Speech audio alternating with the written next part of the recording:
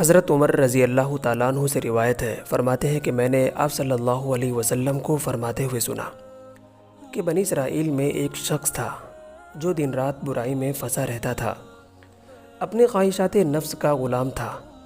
اس نے ایک ضرورت مند عورت کو 60 دینار دے کر زناکاری پر آمادہ کیا۔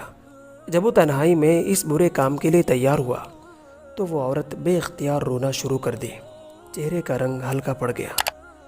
اس حالت کو دیکھ کر وہ شخص حیرانی سے پوچھا کہ اس وقت یہ ڈر اور رونا کیسا؟ اس پاک باز اور شریف النفس لڑکی نے روتے ہوئے کہا کہ مجھے اللہ کے عذابوں کا خیال آ رہا ہے، کیونکہ اس کام کو ہمارے خالق نے حرام قرار دیا ہے، اور میں بھی اپنی ضرورت سے مجبور ہو کر اس برے کام کے لیے تیار تو ہو گئی، لیکن اب اللہ کا خوف مجھے بے چین کی دیتا ہے۔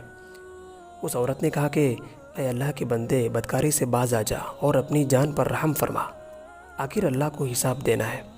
اس لڑکی کی پراثر باتوں نے اس پر گہرا اثر ڈالا اور اپنے برے ارادے پر نادم اور شرمندہ ہوا۔ عذاب الہی کی خوفناک شکلیں اس کے سامنے گھومنے لگی اور اپنے برے کرتوتوں کو یاد کر کے رونے لگا۔ قبر کے سانپ بچھو اس کی نظروں کے سامنے پھرنے لگے۔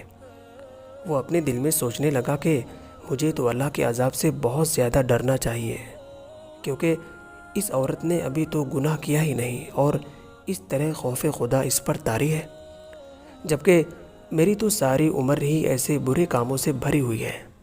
چنانچہ وہ کہنے لگا کہ اے نیک عورت، گوار ہے کہ میں آج تیرے سامنے سچے دل سے توبہ کرتا ہوں کہ آئندہ کبھی اپنے رب کی ناراضگی کا کوئی کام نہیں کروں گا، اللہ تعالیٰ کی نافرمانی کا تصور بھی دل میں نہیں لاؤں گا۔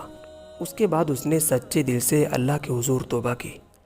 آپ صلی اللہ علیہ وسلم نے فرمایا کہ اسی رات اس شخص کا انتقال ہو گیا۔ صبح کے وقت لوگوں نے دیکھا کہ اس کے دروازے پر لکھا ہوا تھا ان اللہ قد غفر لہ، یعنی اللہ تعالیٰ نے اس کی مغفرت فرما دی۔